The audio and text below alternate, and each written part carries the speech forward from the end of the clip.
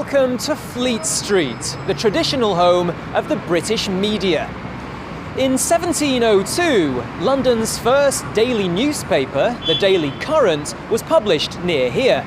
And for almost 300 years, this busy area was the centre of the UK's newspaper industry. By the 20th century, most of the country's major media organisations had their headquarters here. This building was the home of the Daily Telegraph. This was the Daily Express. And this was the head office of the international press agency Reuters. The Sun, the News of the World, and the Times were all nearby. But there are very few newspaper organisations around here now. After all, these old ornate buildings aren't very suitable for the rapidly changing industry. For centuries, most people in the UK got their news from newspapers. At the industry's height, popular tabloid newspapers like The Sun and the Daily Mirror had a circulation of around 4 million. Today, The Sun's circulation is less than 2 million, while the Daily Mirror's is less than 1 million. Why? Because many people don't read newspapers. They get their news online instead. Millions of people across the world read news websites, and they have huge global circulations. Yahoo News, the world's most read news website, has an incredible 175 million readers a month. And now social media sites are changing everything. Sites like Facebook, Twitter, and LinkedIn don't produce news, but people often read and share news stories on their sites.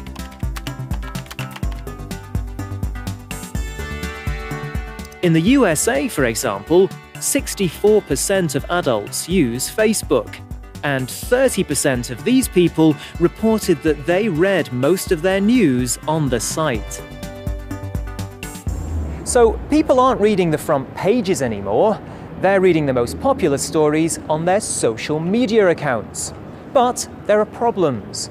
Many social media users aren't journalists, and some of these stories aren't news at all. But social media is so popular that newspapers report on what they say. It's a vicious circle where newspapers report stories, these stories are shared and exaggerated online, and then other newspapers report from social media. Look at this headline, for example. Ghost ship carrying cannibal rats heading for Britain. Sounds terrifying. But the story was hugely overstated. The ship never came near British soil, and there was no proof of rats being on board, certainly not cannibal rats. So, where did this story come from? On the 21st of October 2013, the Irish Independent reported that an old Yugoslavian ship called the Lyubov Orlova had become loose and had gotten lost in the Atlantic Ocean. In the story, the Irish Coast Guard director told the newspaper that the boat had been beside the harbour, so he assumed there were rats on board. A few months later, The Sun picked up the story. They interviewed a Belgian salvage dealer who wanted to find the ship to make money. He claimed there would be lots of rats, and that rats ate each other. Rats became cannibal rats, and the story was soon all over the internet. The ship even got a Facebook page and Twitter account. Many major newspapers reported this cannibal rat story, but in the end had to admit that very little happened. We'll never know if any rats were on board, but if there were, they probably weren't cannibal rats.